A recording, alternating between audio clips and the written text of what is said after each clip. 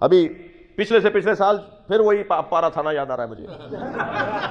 وہ کراچی کے ایک ٹی وی چینل کے اوپر ایک مولانا نے کہا کہ مولا علی تمام انبیاء سے افضل نبی، ہمارے نبی کے بعد، ہمارے نبی کے علاوہ، سرکار خاتم کے علاوہ مولا علی تمام انبیاء سے افضل تھے. تو کہا جی توہین انبیاء ہو گئی ہے اور ان پر توہین انبیاء کا پرچہ کٹے گا. یہاں جمع کروایا آپ کے یہاں. اور ہم نے تو کہا کہ ان کو پرچہ کریں، اور پھر وہاں اس وقت میں ہم نے جو جواب دیا تھا وہ بہت زیادہ پھیلا تھا سوشل میڈیا کے اوپر. میں نے مولانا سے کہا جا کے بولیے کہ صرف فتوے آپ ہی نہیں دیتے، کوئی اور بھی فتویٰ دینا جانتا ہے. یہ کیا بات ہوئی؟ یہ کہنا کہ مولا علی تمام انبیاء سے افضل ہے، اس میں کہاں توہین انبیاء ہے؟ حضرت عیسیٰ مولا علی کے پوتے کے پیچھے نماز پڑھیں گے، اس میں حضرت عیسیٰ کی توہین ہے؟ پہلے تو یہ سمجھاؤ کہ توہین کیسے ہے. جی حضرت عیسیٰ اگر پیچھے نماز پڑھ رہے ہیں تو توہین کہاں ہے؟ افضل ہونا مفضول کی توہین نہیں ہے. پہلے تو میں انہی کی زبان میں بات کروں نا. افضل ہونے سے مفضول کی توہین لازم نہیں آتی. کسی کو افضل کہوں گا تو جو مفضول ہو جائے گا وہ توہین ہے. یہ کیا بات ہوئی؟ اور اگر یہی قاعدہ قانون ہے کہ افضل کہنے سے توہین ثابت ہو رہی ہے تو صرف آپ ہی فتویٰ نہیں دیتے، پھر پاکستان کے آئین میں توہین اہل بیت کا قانون بھی ہے. اگر مولا علی کو انبیاء سے افضل کہنا توہین انبیاء ہے تو حضرت ابو بکر کو مولا علی سے افضل کہنا یہ اہل بیت کی توہین ہے.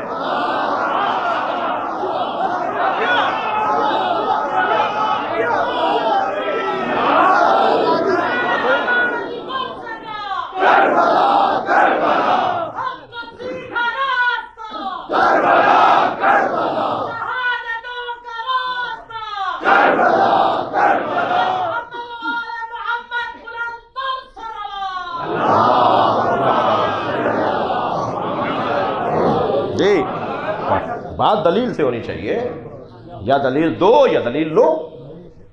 اور اس کے بعد جب بحث مباحثہ تکرار ضدیت تو پھر غیب سے مدد. اور غیب سے مدد مانگنے کے لیے اللہ کا وہی بندہ اللہ سے مدد طلب کر سکتا ہے، منگوا سکتا ہے. طلب تو ہم سب کرتے ہیں، منگوا وہ سکتا ہے کہ جس کے پاس اللہ کا قرب حاصل ہو، قرب الہی حاصل ہو. جی یا عالی مدد میں بولتا ہوں، چاہ رہے ہیں کہ میں ایک دلیل دے دوں. یا عالی مدد میں بولتا ہوں، یعنی ہم بولتے ہیں، آپ بولتے ہیں، ہم سب بولتے ہیں، اور جو نہیں بولتے ہیں انہیں بلوانا بھی جانتے ہیں. میں مکے میں حرم الہی سے اپنے ہوٹل کی طرف جا رہا تھا حضور، تو دو مصری برابر سے گزرے. اسی حلیے میں رہتا ہوں، اہل بیت کے مکتب کا نوکر ہوں، آپ سب کا نوکر ہوں، آپ سب کا نوکر ہوں. اور کوئی اتنی موٹی کتاب تیار ہو جائے گی جو سفروں میں ملاقاتوں میں گفتگو ہوئی ہے نا، جو کوئی نہ کوئی برابر میں تو ضرور بیٹھتا ہے. جی کھڑا ہوتا ہے، بیٹھتا ہے، چلتا پھرتا ایئرپورٹس پر. تو وہ کہتے ہیں آپ شیعہ مولوی ہیں، آپ سے سوال کر لوں؟ تو میں پہلا جواب تو یہ دیتا ہوں کہ میں پہن کے اس لیے پھر رہا ہوں کہ آپ سوال کر رہے ہیں. ہمارے بارے میں خود سے فیصلے کرتے ہیں، ہم سے نہیں پوچھتے. ہم سے پوچھئے نا ہم یہ کیوں کرتے ہیں، وہ کیوں کرتے ہیں. اللہ کا کام بھی بڑا نرالا ہے. جو نظر و نیاز کو نہیں مانتے نا وہ مکے سے زمزم لا کے ضرور بانٹتے ہیں. اللہ خوب جانتا ہے منوانا. جو قبروں پہ جانا بدعت بولتے ہیں نا، وہ کعبے کے ساتھ حتیم کا طواف بھی کرتے ہیں. حتیم کعبہ نہیں ہے مگر اس کا طواف واجب ہے. جی حتیم کیا ہے؟ حضرت ابراہیم، حضرت اسماعیل اور حضرت حاجرہ کی قبریں ہیں. قبر نمانوں میں طواف کرواؤں. اللہ کا کام دیکھیے، اللہ کے کام بڑے نرالے ہیں. اللہ کا طریقہ بڑا منفرد ہے. خانہ کعبہ کو گرانے کے لیے ہاتھیوں کا لشکر آیا تھا. ہاتھیوں کے مقابل اگر اللہ نے ہاتھی بھیجے ہوتے تو ہاتھیوں کی طاقت کو تسلیم کر لیا ہوتا. اللہ نے ہاتھیوں کے مقابل ہاتھی نہیں بھیجے. ابابیل کا لشکر، چھوٹا سا پرندہ میری اور آپ کی مٹھی میں آ جائے، چونچ کتنی بڑی ہوگی، کنکر کتنا بڑا ہوگا، ہاتھی کی کھال کتنی موٹی ہے. اتنے کنکر مارے کہ ہاتھی زخمی ہو کر سواروں کو گرانے لگے. اور قرآن نے پکار کے کہا وَأَرْسَلَ عَلَيْهِمْ طَيْرًا أَبَابِيلَ، ہم نے اصحاب فیل پر ایک طیر، ایک پرندہ بھیجا جس کا نام ابابیل ہے. جتنے کنکر پھینکے کوئی خطا نہیں جا رہا تھا، اس لیے کہ بھیجا ہوا پرندہ ہے. بھیجا ہوا جانور بھی ہو تو غلطی نہیں کرتا.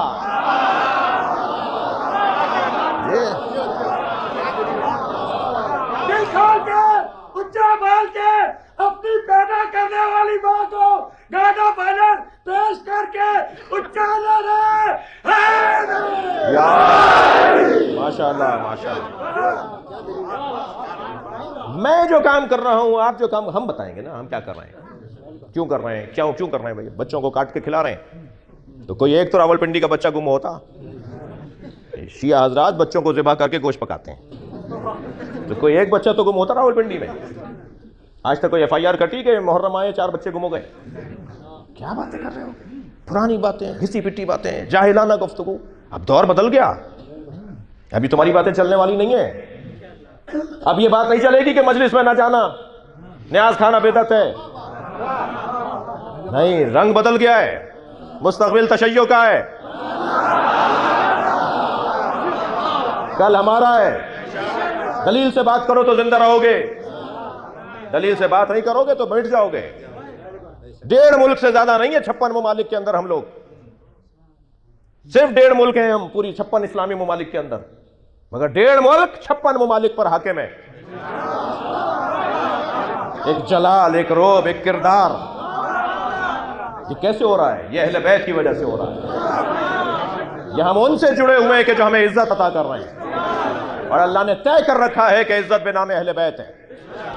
جو بھی ان سے جڑے گا صاحب عزت ہوتا چلا جائے گا. دلیل سے بات کرو. یہ کیا بات ہوئی کہ نہیں جانا، نہیں سننا، عالم کو دیکھو گے تو نکاح باطل ہو جائے گا؟ جی اگر اہل سنت کے پیچھے نماز پڑھ لیں تو اب سوال ہو رہا ہے کہ وہ جس نے نماز پڑھائی ہے اس کی نماز بھی ٹھیک ہے یا نہیں؟ تو معقول بنو بھائی. جی لاہور میں ایک منظر بنا نا، ایک اہل سنت کے عالم نے آگے پڑھ کے نماز پڑھائی، پیچھے سنی شیعہ بھی اور سنی بھی کھڑے تھے. تو اب ان پر اعتراض ہو رہا ہے کہ آپ کی نماز باطل ہو گئی کیونکہ شیعہ پیچھے پڑھ رہے تھے. معقول بنو. میں آپ سے کہہ رہا ہوں اپنے بچوں کو، دوستوں کو اپنے ساتھ، اول تو ہر جوان میرا اپنے ساتھ ایک سنی بھائی کو ضرور لایا کرے. جب تک انہیں اس گھڑے سے پانی نہیں پلاؤ گے ان کا ذائقہ نہیں بدلے گا. اور یہ کوئی کارنامہ نہیں ہے کہ خود نیاز پکائی اور خود کھا لی. انہیں کھلائیے جو نہیں کھاتے. 2 دفعہ لوٹائیں گے نا تو ناراض نہ ہوئیے گا. یہ آپ کا اور اس کا مسئلہ نہیں ہے، اس کا اور حسین کا مسئلہ ہے. یقین جانیے کچھ مدت کے بعد وہاں سے پیغام آئے گا کہ ہم بھی نیاز مناتے ہیں. اتنی سی ٹیبلٹ میرے سر کا درد دور کر دیتی ہے، حسین کی نیاز اثر نہیں کرے گی؟ جو حلق سے لقمہ اترتا ہے اس کا اثر ہے. وسعت قلبی کے ساتھ، سعہ صدر کے ساتھ، عزیزوں جانوں بھائیوں کے ساتھ رہتے ہوئے. آیت اللہ سیستانی فرماتے ہیں سنی ہمارے بھائی نہیں ہیں، سنیوں کو بھائی نہیں کہو، سنی ہماری جان ہے. سنیوں کے ساتھ ہم رہتے ہیں، سنیوں کے ساتھ ہماری دوستیاں ہیں، تعلقات ہیں، اسکول کالج اداروں میں ہم سب ساتھ ساتھ ہیں، محلے گلی کوچوں میں ہم ساتھ ہیں. یہ کہہ کر جان نہیں چھٹے گی کہ وہ چائنا والے سانپ بچھو اور چمگادڑ کا سوپ اور کتے بلی کھا رہے ہیں تو وہ کورونا وائرس کا شکار ہو گئے. کھایا کسی اور نے تھا، بیماری تو آپ کو بھی لگنے کو ہے نا. اب سمجھ میں آیا کہ حسین کو قتل کرنے والا بھی جہنمی ہے، خاموش رہنے والا بھی جہنمی ہے. برائیوں کے خلاف چلیے، صلوات پڑھیں محمد و آل محمد.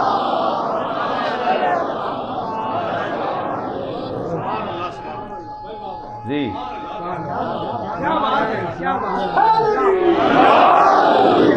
اب وہ تو غیر مسلم ہے، وہ کتے بلی کھاتے ہیں، تو ہمارا کیا مطلب؟ نہیں، ہمارا مطلب بن رہا ہے نا، ہمارا مطلب بن رہا ہے. اور عجیب بات ہے، پیغام آ گیا وہاں پر، وہاں کی عدالت نے فیصلہ سنا دیا جس کو یہ وائرس لگا ہے اسے مار دو.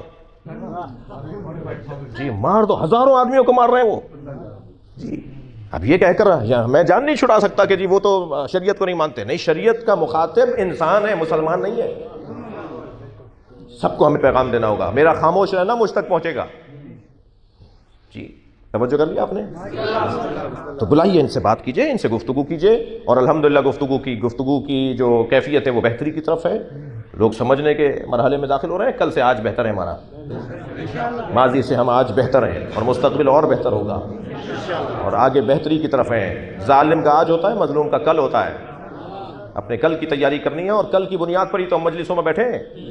نماز پڑھتے ہیں کل کی امید پر، روزہ رکھتے ہیں کل کی امید پر، حج کرتے ہیں کل کی امید پر. جی سب جمع ہو کر بیٹھے ہیں کل کی امید پر.